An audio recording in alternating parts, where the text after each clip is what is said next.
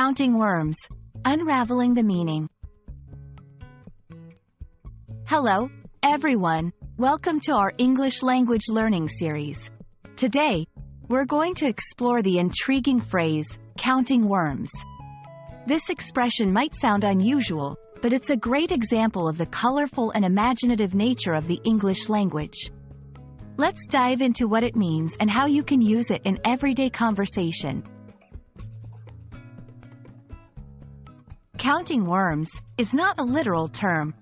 You won't find people actually counting worms. It's a figurative expression often used in a humorous or ironic way. The phrase likely originates from the imagery of someone lying on the ground, as if they were counting worms in the soil. It's a playful way to describe someone who is sleeping deeply or daydreaming.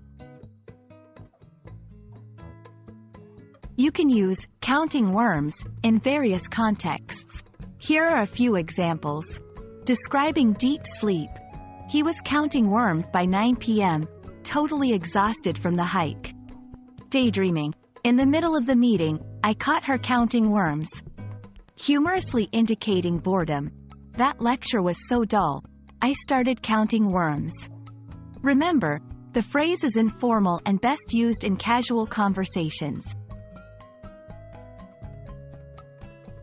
While counting worms is understood in many English-speaking regions, its use might vary.